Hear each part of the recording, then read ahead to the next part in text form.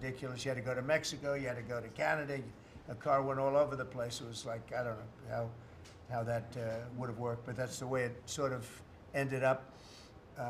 We had a deal, and we have a deal, which is fine, but people took advantage of the deal. They cheated.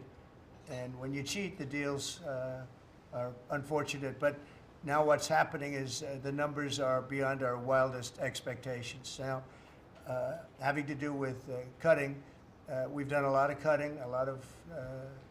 cutting from people, ideally the people that aren't doing the job. In many cases, people weren't attending jobs. In some cases, in many cases, people didn't exist. They had on the government rolls people that don't even exist. But of the ones that did exist, as you know, many didn't come to work. Many had no intention of coming to work. Many were paid and working someplace else. There were lots of bad scenarios, but they're being weeded out, and I think we're probably ahead of schedule on that. And to me, something that was just terrible is the contracts that we're finding, the fraudulent contracts that we're finding, where millions and millions of dollars and even billions of dollars in some cases were given out. And I think we'll start with that. I'd like to start with Doug Burgum, Secretary of the Interior. He told us about a couple of contracts that we have now found. When he got there, they saw this with Chris and everybody, and they couldn't believe it. Doug, could you just relate what you told us a little while ago? No, happy to, Mr. President. There's a federal consulting group, which was a group inside of Interior, but it was managing contracts from many different agencies that flowed through here. One of those contracts was to do surveys of individuals, $830 million for surveys. And so part of the question was, hey, could we actually see the surveys? And then the surveys came back, and a survey was like 8.5 by 11 sheet of paper with 10 questions that anyone's child in junior high could have put together, or AI could have done for free. $830 million. So that's one that we've stopped. And that contract was going out after you were inaugurated, sir. So Yeah. it was So jumping. it's a pure fraud. Yeah. It's a fraud. But we've had many fraudulent contracts that were caught by the work that Elon and his people are doing, and working with our people. It's been brought to light. The fraud, not just waste and abuse, the fraud has been incredible. You mentioned one, Madam Secretary. Well, yes, sir. Well, let me just add to that, and thank you. We just had a wonderful cabinet meeting, all aligned on certainly the effort to realign the government. But even at the U.S. Department of Agriculture, we've canceled a $300,000 contract educating on food justice for queer and transgender farmers in San Francisco. A similar contract we canceled in New York, again, educating transgender and queer farmers on food justice and food equality. I'm not even sure what that means, but apparently the last administration wanted to put our taxpayer dollars towards that. We canceled a $600,000 contract out of Louisiana that was studying the menstrual cycles of transgender men, a $600,000 contract. We canceled another contract out of a university in the middle of the country that focused on getting more diversity, equity, and inclusion into our pest management industry. Again, these are nonsensical. It makes zero sense to use taxpayer dollars to fund these. I know these are just a few examples of the hundreds and hundreds that we have found. Well, a clear case of fraud was with the Small Business Administration, where they were handing out loans, $330 million worth of loans to people under the age of 11. I think the youngest, Kelly, was a 9-month-old who got a $100,000 loan. That's a very precocious baby we're talking about here. We're tackling the fraud, waste, and abuse in the agency. We've seen, hundreds of billions of dollars of fraud go unprosecuted, so we're taking that on. We have a zero-tolerance policy for fraud, and we continue to crack down on it and make sure people are held accountable. And you have a lot of that. You found far too much of it. It's a pure fraud. We like to use the words waste and abuse because they sort of sound good, but many of these things are pure fraud. Now, there was a contract that you've heard about where Stacey Abrams got $2 billion just before we took over, and it was a rush to get her the money, and that was environmental, and nobody knows what she was doing. But $2 billion. If you got $2 million, that's a lot. If you got 200,000, that's a lot. but this was $2 billion was given. Lee, do you want to talk about that? And the other one that was even worse? EPA has now canceled over $22 billion worth of contracts. $2 billion going to this NGO that Stacey Abrams was tied to. They received only $100 in 2023. And then the Biden administration gave them $2 billion. The director of the Greenhouse Gas Reduction Fund saw his former employer get $5 billion. So $20 billion went to just 8 NGOs, and they're all pass-throughs. And then they were giving it to other entities, many of them were pass-throughs. And what you have is all these extra middlemen, they're taking their cut. And the taxpayer ends up getting screwed. They're losing out on all this hard-earned money. They can't afford to have the federal government waste. The partnership with Doge and Elon Musk has been incredible at EPA. Their team is very talented. We wouldn't have been able to do it without them.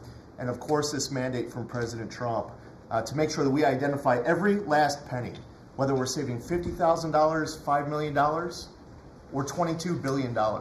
We will not rest until every last penny is saved. Thank you, Mr. President, for the opportunity to do this for the American public.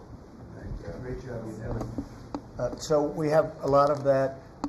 We're getting down to a point we think probably over the next 2 or 3 months we'll be pretty much satisfied with the people that are working hard and want to be members of the administration and our country, really.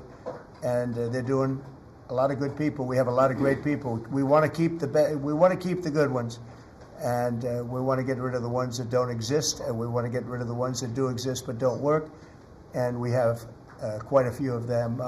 Would anybody else like to say something before we take some questions from the press, please?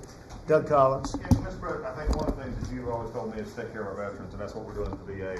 And one of the things, though, is you also have to know who your employees are. You have to know the very fact of who you are. We're 470,000 roughly when we started this, larger than the active duty Army, when you think about that in the perspective. But however, this is an interesting point. When I first got there and we started looking at this, how you take care of people, we didn't have an HR system that could actually give us a rundown on who actually was working where. That we've had to work with that, working with our VA employees who are those liaisons. We've been able to put together an organizational chart which we can start looking at that. But the interesting part about it is about taking care of veterans, and what you've told me to do is how do we get the people in the right places. And I think when we look at this, GAO has told us we were high risk for years. The previous administration put literally tens of billions of dollars and tens of thousand employees over the last 4 years, and we saw our statistics basically stay the same or go down. Backlogs went up. Maybe the question is not money and employees anymore. Maybe it's the organization and how we effectively deliver for the American people. That's what we're going to do. Well said. And one thing I want to add to it, it is not necessarily a very popular thing to do. You're talking about employment, you're talking about people and the lives of people. And yet, I think the American public understands we're trying to save our country and make our country great again. I mean, you could say it, but we're trying to save our country from this extraordinary thing that was happening. What they were doing to our country was just a horrible thing. And I have no idea how it plays out in the public. I guess you see poll numbers that are very good numbers, but I don't know what that means long term. But it's something that has to be done. If we don't do it, we're not going to have much of a country left, so we have to do it. So we're doing things that I think a lot of presidents wouldn't be inclined to do, but we're doing it to really, I don't want to use cliche. I don't want to say we're doing it to make America great again, because I say that on the campaign trail, but there's really no other words that could express it better than that. We're doing it to help our country, and our country was riddled with fat, like no country probably anywhere in the world, and we're getting rid of the fat. And at the same time, we're going to be bringing in millions of very good, high-paying jobs, and we're going to be taking in a lot of money. Our country's going to be very strong. We've been ripped off by every country in the world, friend and foe. We were taken advantage of like nobody's ever seen. And you saw what happened today with Venezuela. We did something with Venezuela, which is long in the making, and it's very substantial. And we'll be announcing cars very shortly, and we already announced steel, as you know, and aluminum. We'll be announcing pharmaceuticals at some point in the not too distant, because we have to have pharmaceuticals. We don't make pharmaceuticals anymore in our country. And if we have problems like wars or anything else, we need steel, we need pharmaceuticals, we need aluminum, we need a lot of these things that we sort of don't make anymore, and yet we're equipped to do it all. So we'll be announcing some of these things in the very near future, not the long future, the very near future. And it'll bring in billions of dollars, billions and billions, and it'll bring in, maybe more importantly, jobs. It'll protect the jobs we have, and it's going to be really, really quite amazing. Chris, did you have something to say? Yes, Mr. President. I want to say energy is the infrastructure that makes our country run and drives our national security. The Biden administration grew my department, the Department of Energy, by 20%, and expenditure much more than that, all in an effort to reduce the production of energy in the United States and to make energy more expensive. We are stewards of the American taxpayer dollars, right? That's the job of everyone around this table, led by you.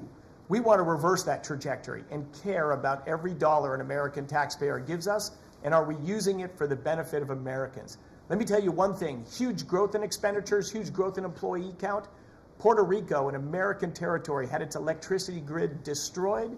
They had billions of dollars in the Department of Energy to help Puerto Rico, yet they didn't spend that money, because that money would have meant more energy, more jobs, more prosperity in Puerto Rico. They wanted to have them as a poster child of wind and solar. This island should run on wind and solar. That just doesn't work. But they cared about politics more than the American people, and they didn't treat the dollars like they were their dollars. Yeah. This table, the team you have assembled, we're treating the American dollars like they're our dollars. Thank you. You're doing a great job on energy, by the way. We have things happening with energy that will knock your socks off. A really amazing job. Howard, do you want to say a couple of words? Well, what is so exciting is April 2nd is just around the corner, and that's American Liberation Day. That's the day when the rest of the world starts to treat America with respect. And your leadership, understanding how the rest of the world treats us, and what balance and what fair trade finally is going to take care of America. It's going to launch the External Revenue Service to start to build the power and prestige of America back. And I'm honored to be helping you on that course. It's an interesting term, right? The External Revenue Service. We're going to take in a lot of money from the outside, and that's going to keep our taxes low, and I think getting a lot lower. It's going to be a lot of money, and the external will take care of the internal to a large extent. So I think it's going to be a beautiful transformation. Linda, you might say a couple of words. You've done so amazing. It's a 50% cut, and more importantly, we want to bring education into the states. We're at the bottom of the pack, but we're the most expensive per pupil, and we want to bring education back to the states where they can teach the students lovingly with their parents and with the boards and everything else, and they'll be every bit as good as these other countries. These individual states will do a phenomenal job. You want to say something? Yes, sir, and if we think about education, if we don't address the issues in education now and start getting our scores up, what are we going to find our next generation after that? Where are our engineers, our doctors, our lawyers, our scientists, our AI and technical experts going to come from? We will go farther and farther down, and with everything else we're doing within our country, building manufacturing, bringing all of that back, if we don't educate in the best way we can, we will be lost, and those generations will be lost. It is, I think, the cornerstone of our culture and what we need to focus on. And so by having education at the best place where it can be, which is at the states, the local levels, with governors, with best practices and tools, which I hope the Department of Education can help supply for them, we'll do it. And Linda, as you know, the SBA has taken over her student loans, which is a lot of loans. It's a big job, and Kelly, we appreciate that. You're going to do fantastically well. And Bobby is going to be taking over their various medical aspects and health aspects of the educational process. So, and he's going to do a fantastic job of it. So, thank you very much. Thank you, Mr. President. I'd just say that I'm very grateful to you and very grateful for the partnership with Doge, with Elon. We've identified extraordinary waste in my department and HHS. The expenditures, the budget of HHS during the Biden administration went up by 38%. the employees went up by 17% and healthcare went down. We have 40 comms departments. We have 40 procurement departments. We have 40 IT departments, and we have 40 procurement, HR, none of them talking to each other. We are, with Elon's help, eliminating the redundancies. We are streamlining our department.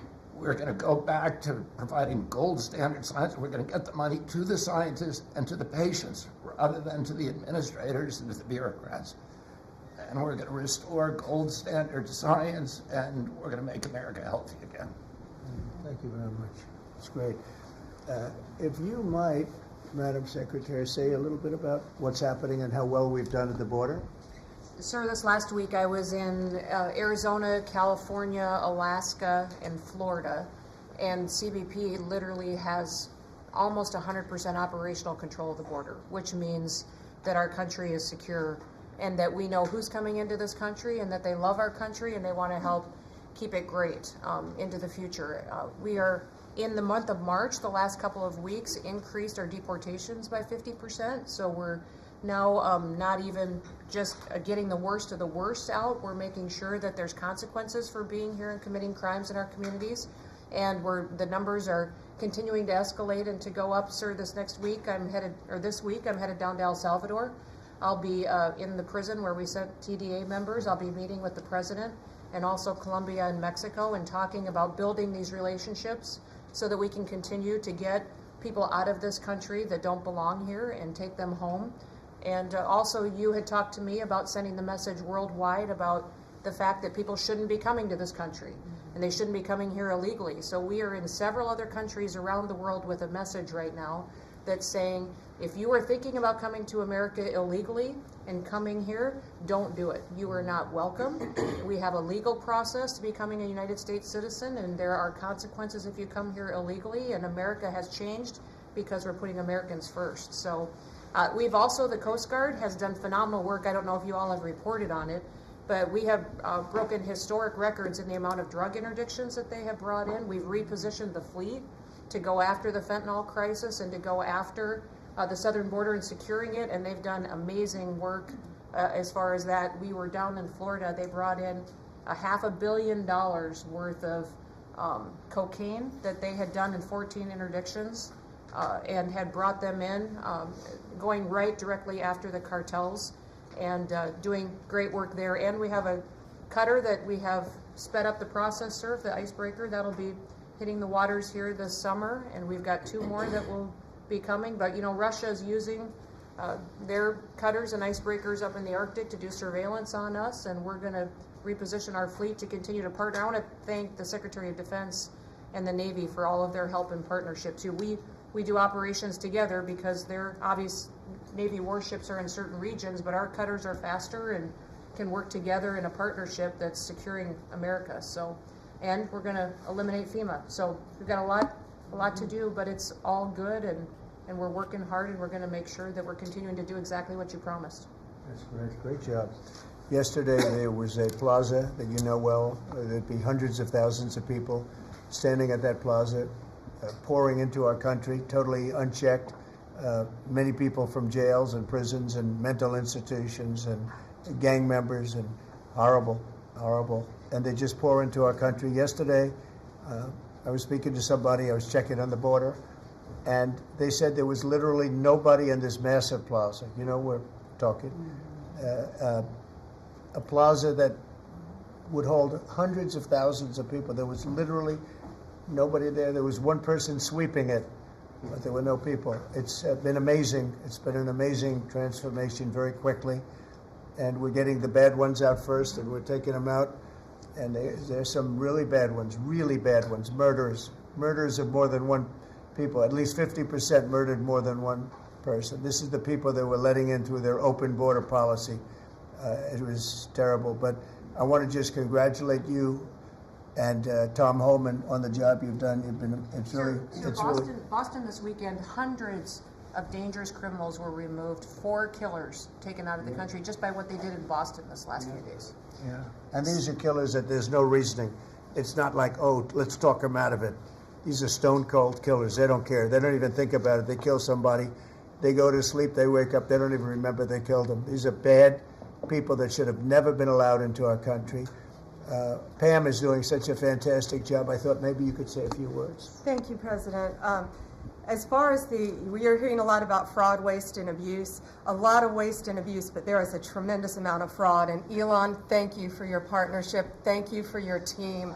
You have uncovered so much fraud in our government, and we will prosecute you. We have an internal task force now working with every agency sitting here at this table. And if you've committed fraud, we're coming after you.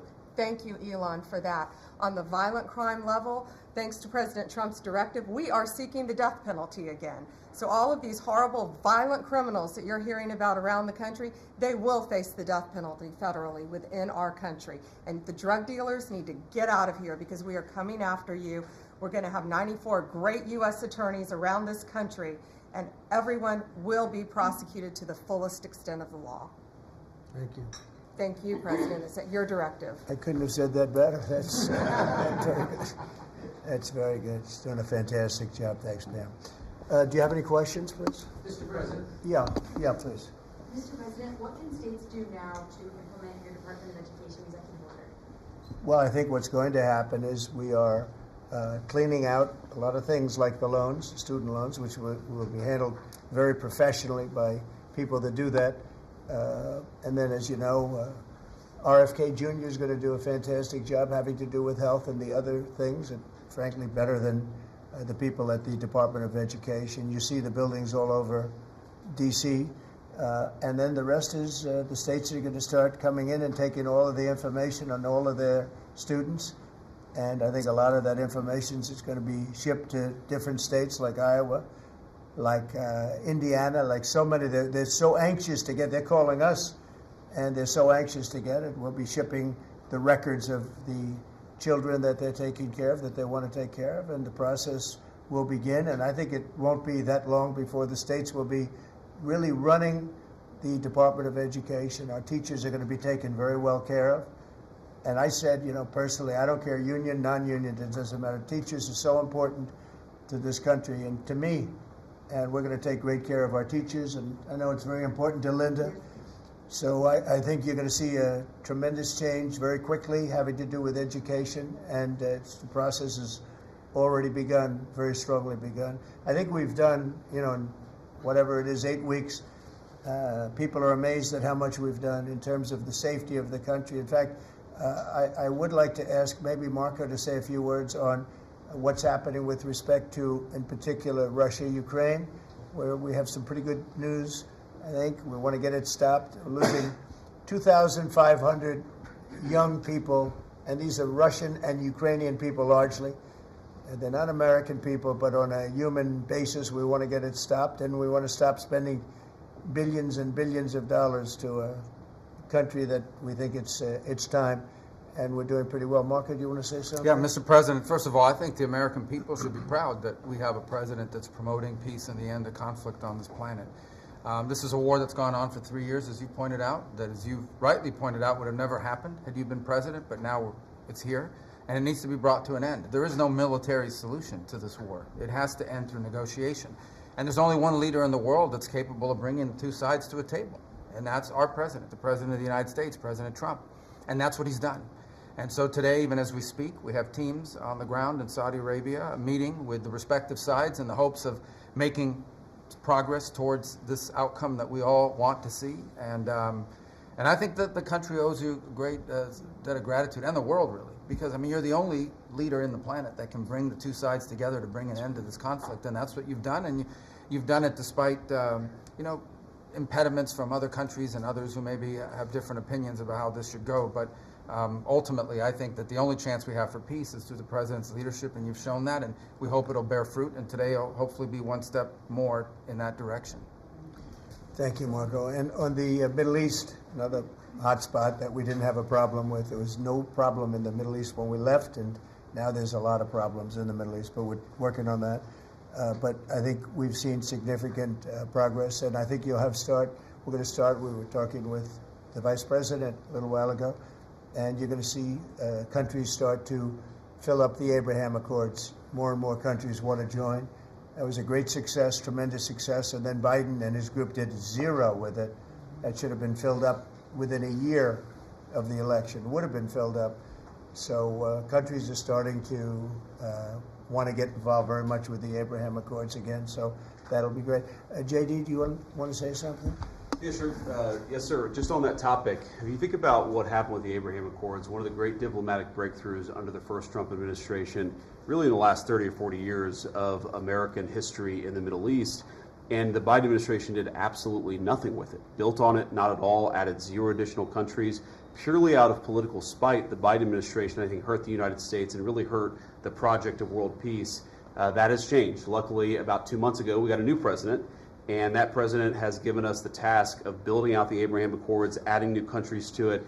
And really what you see is a lot of these countries that have historical, ethnic, or religious hatreds want to build. They want to build new artificial intelligence. They want to build new real estate projects. They want their citizens to become rich and prosperous and peaceful, and they're setting to the side some of those old hatreds under the leadership of President Trump. So it's early, but we made a lot of progress, and we'll keep on making progress, sir.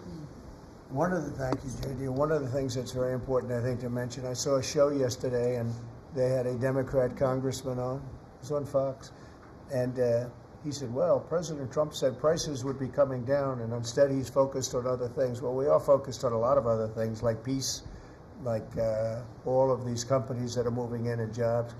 But what he didn't say is that prices have come down very substantially. And if you look at when I came in after 1 week, they were screaming at me about eggs. Eggs had nothing to do with me, but they were through the roof, and you couldn't get them. And now they're down about 35, 40%, maybe even more than that. I'm going to let Brooke, if you would just discuss that. And groceries generally. Prices are coming down, and energy prices are coming down. And I hope the Fed lowers interest rates, and then you're going to see interest rates coming down, and I'll have you speak about that in a second, Scott. Brooke, go ahead. Well, sir, thank you. I think the first thing that's really remarkable to note is that the prices of eggs under the 4 years of Joe Biden increased 237%. 237% in those 4 years, and yet it wasn't covered in the press at all. No one talked about the price of eggs in the summer of last year, for example, from the media. So, of course, the president wins, and he is inaugurated, and the next day, everyone is yelping about why the price of eggs are so high. So it was certainly one of many, many issues we took on under the 4 years of Joe Biden. We had the cost of input go up 30% for all of our agriculture products. At the same time, the trade deficit increased $49 billion. So it was zero under the first Trump administration. And then under Joe Biden, we sold $49 billion less of our ag products around the world. Then you combine that with the avian bird flu, and I know I've talked to a lot of you in the press on this over the last 3 or 4 weeks. But listen, here's the deal. The president, under his vision and support, we released about a month ago a very significant plan on how to bring the price of eggs down. It included 5 prongs. I won't go into it now because I don't want to bore everyone, but since that day, since we released that plan regarding biosecurity, repopulation, importing eggs, research, and then deregulating, taking those onerous rules off of our farmers, our egg-laying farmers, since that time, the price of eggs, the wholesale price of eggs, has come down 53%. So we're going to keep working on it. Listen, it's not something you solve overnight. Avian bird flu and some of the other animal diseases, we're working across the government, several partners out in the cabinet on that, especially my friend Secretary Kennedy over at HHS. But we have a long-term solution, but at least for now, in the short term, thanks to President Trump and so many that have worked so hard, the price of eggs are coming down, as well as the price of groceries. So thank you, sir, for the opportunity to lead on that. And the number is 53%, and they're readily available. So I think it's a fantastic job. And overall, groceries are down, too. That's right. They're coming down. So the consumer's finally seeing some good news instead of year after year of prices going up because of grossly incompetent leadership. Scott, do you want to talk about interest rates, where you see it all going? Yes, sir. So we are, under your direction, we're reprivatizing the economy. We're bringing down government spending. We're bringing down excess employment in the government sector. On the other side, we're going to re-leverage the banking system. We're going to have all the new manufacturing jobs, so everyone who's laid off from the government will have an opportunity to go into the private sector, and that is going to lead to disinflation. Inflation is under control. We're going to get the affordability crisis fixed. So lower energy, deregulation, more private sector jobs that will naturally get interest rates down. Interest rates down. Mortgage rates are down almost every week since January 20th. The energy costs are down about 15%. Crude oil's down about 15%. And as we keep that going, interest rates are going to keep declining. It'll be good for mortgages. It'll be good for credit card debt. It'll be great for auto loans. That's great, and you're doing a really good job. I'd like to see the Fed lower interest rates. That's just my opinion, because things are coming down. We have inflation under control. Tremendous amounts of money will be soon coming in from tariffs, which is about time that we were able to partake. We've been ripped off by every country on that basis, and it's about time. But that will be, I think, treated very fairly. Will be very fair. But the money that we're talking about is rather astronomical, and it should be, because we put years and years. I was able in the first term. We had a great first term with the highest stock price increase ever. All the different things that we had, but one of the things, we took in a lot of money in tariffs, and I had just started that process, and we had to slow it down because of the COVID. We didn't go forward. We did a very good job with COVID, but that was something that happened to the whole world. It was a shame. What a shame. All those people dead, and all of the problems that it caused for countries far worse. I mean, some countries still haven't recovered. Economically, they haven't recovered. But we took in hundreds of billions of dollars in tariffs just starting the process. But this is a program that's going to be, I think, unbelievable for our country, and I think it's treating other countries very fairly, very, very fairly. I'd like to ask, if I might, Sean Duffy to say a few words about the air traffic control situation. You know, there were some mishaps, one in particular, the helicopter crashing into the plane. We have a system that's 40 years old. They spent tens of billions of dollars trying to patch it up and, you know, make it work, but it doesn't work. And my pilot says they use different systems. They don't want to use our system. It's so obsolete.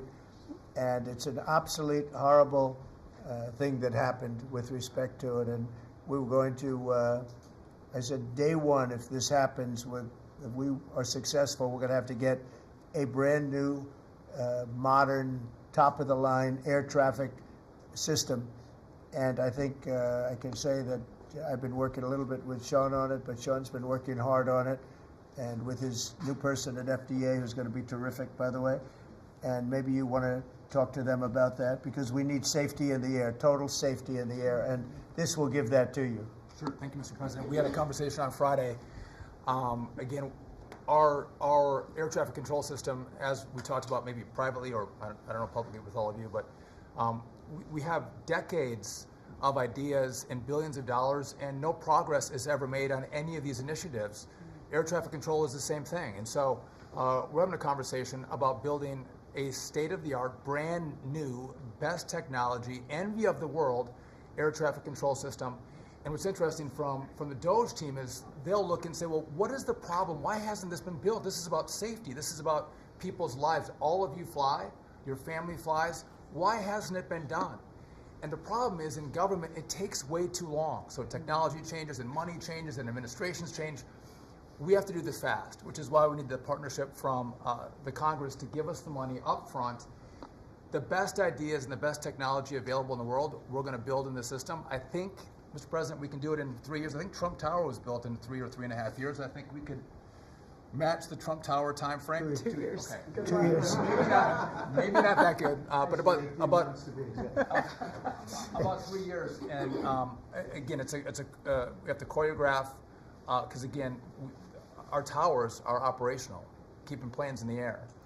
So we got to choreograph this, but we can do it in short order. If I could just make one other point, Mr. President. We're $36 trillion in debt. You've never had a DOGE. We've never come in and looked at our government the way, Mr. President, you've looked at this government and said, there's too many people, there's contracts, fraud, waste, and abuse. And so we've had a few bumps in the road as we've gone through this process, but if you look around this room, everybody has seen how the process has evolved, and everyone appreciates some of the insight and technical support that we've gotten to make this government more efficient, to make it more responsive to the American people. And so, again, when you have a new system like this, you'll get some bumps. But things are rolling out. The last 3 weeks have been much, much better as our teams have integrated and we're working to deliver for the American people. And I would say some of the press had made comments last time about what happened in the last meeting. We had a great conversation in the last meeting. Elon and I had a great call after the meeting, and so sometimes the reporting can be a little bit off. I love the analysis that you guys do when you're not in the room.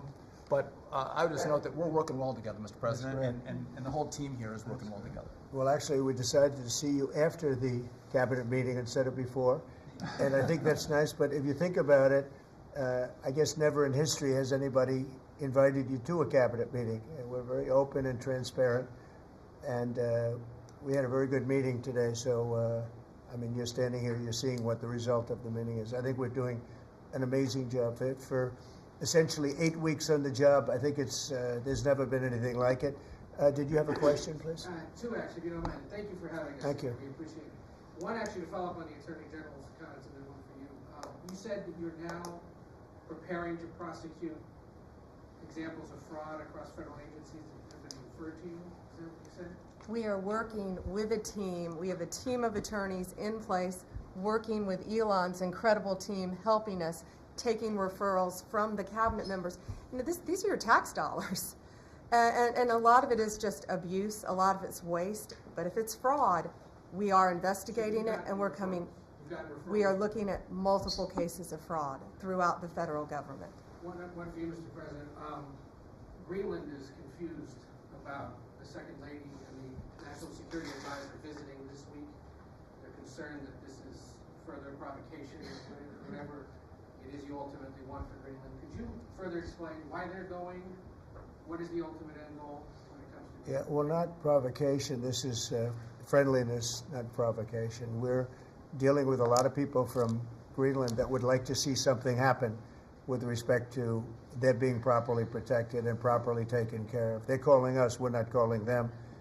And we were invited over there, and I thought it would be I have great respect for the wife of our great vice president. I think she's a brilliant woman. She's a very nice woman, and she loves the concept of Greenland.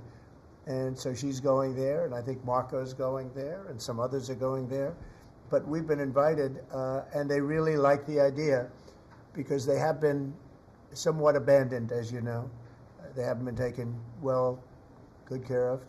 And I think Greenland's going to be something that maybe is in our future. I think it's important.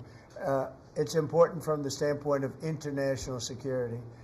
And if you look at the ships outside of Greenland, you have Russia, you have China, you have lots of different people and lots of different places, and it cannot go on the way it is. It's not going to go on the way it is. I'll make a statement. It's not going to happen.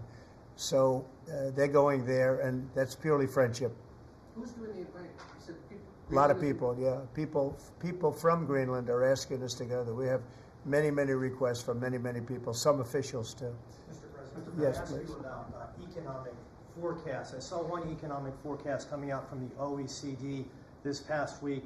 They are forecasting stagflation for the United States, a downtick in terms of GDP growth. Do you agree with that forecast? What do you see over the course of 2025? Well, we inherited a very, very bad and perilous situation from a group of people. Again, we just got here from a group, and this takes a long time to develop, from a group of people that truly didn't know what they were doing. And you see that with not only costs, you see that with all of these fake contracts that have been given out. So we inherited a bad situation, but I think we're going to have an economy that booms. I think when it all kicks in, it's not going to take very long, because some of these people that announce that they're going to spend billions of dollars, I mean, literally, Apple is spending $500 billion. They've never made anything close to that to do that. They're building plants here instead of China, instead of other places. when it all happens, and it's going to happen very soon. These are people that are already, in many cases, are already starting. They just announced. In some cases, they announced, but they actually started before the announcement, as you know, because some are already building. This is going to kick in. I think it's going to be amazing. So they're looking at, based on numbers that I was looking at 6 months ago, 7 months ago, I was very concerned about the economy. We're going to have something that's like nobody's ever seen before. We have numbers, and we have job generation that I don't think we've ever seen before. See how it works out, but I think the economy is going to go through the roof. Okay. Mr. President, yeah, please. About Ukraine, in an interview with Time Magazine published this morning, President Zelensky said he believes that some members of your team have been influenced by Russian information. Those were his words. What do you have to say to that? Well, probably they have been influenced to get this thing settled, because Ukraine wants to see it settled. I think they have to have it settled, and Russia wants to see it settled. And I think if I weren't president, this would never happen. Marco's doing a great job, and Steve Witkoff has been incredible. Michael Waltz. We have a great group of people working on it, and that takes a good part of their day, settling something that really, it affects us monetarily because we've given so much money, and we're getting that done. In fact, Scott is telling me that the agreement on rare earths is just about completed. They'll sign it shortly. So it's, as you know, Europe is in for a very small fraction of what we're in for. It affects them much more than it affects us. Again, they are in as a loan, which nobody knew until I came along. Europe is giving the money to Ukraine as a loan. We were just pouring money into Ukraine. It was a very unfair situation. So we made a deal on rare earths. But most importantly, we want to stop the killing that's going on. 2,500 on average, mostly soldiers, a week are being killed. And they're Russian and they're Ukrainian, and if we can stop it, that's a very important thing to me on a human basis. Okay, anybody else? Are you signing the rare earths deal today? Is that what you mean? No, we'll be signing it soon.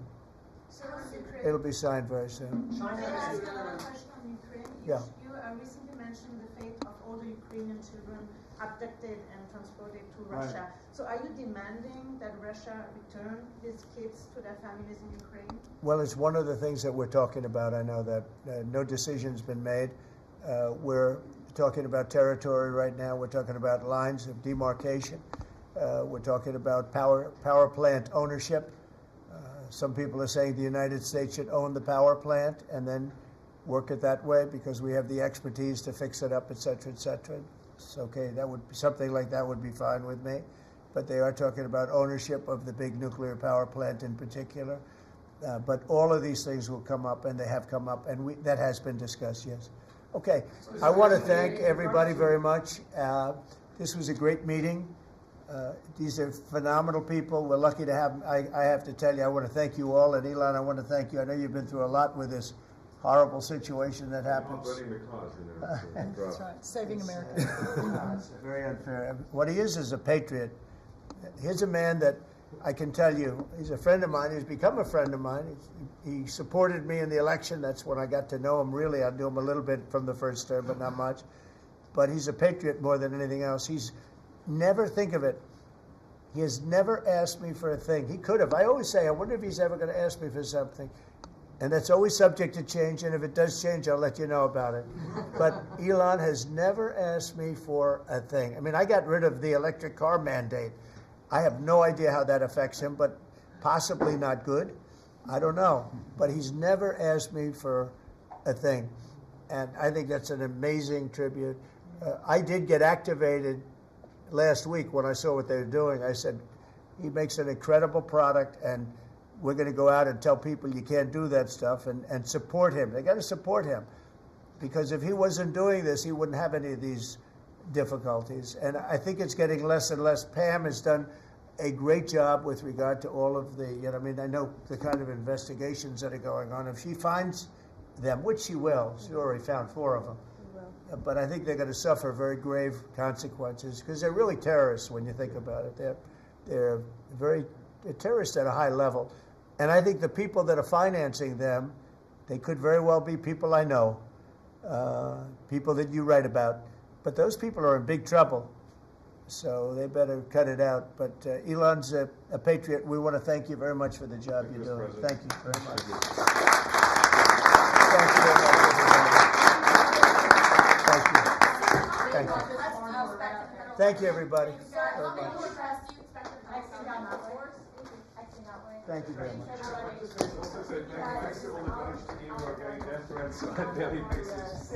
Just trying to do the right thing for the American taxpayer and for the American people. Just a thank you to the Doge team who are literally getting death threats and being accosted. And you know, these are a lot of them are just kids. You know, just trying to help out, and they're very talented. They could get jobs for millions of dollars a year. Instead, they come here, earn peanuts, and get death threats. So thanks to the Doge team. Thanks.